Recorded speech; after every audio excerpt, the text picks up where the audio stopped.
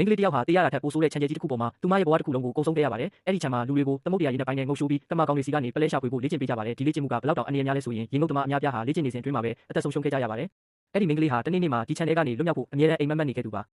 တနေ့မှာတော့ခြံကြီးကျဲရေးမှုကအန်ဒီရဲ့လုံများတဲ့ဒွန်ဝမ်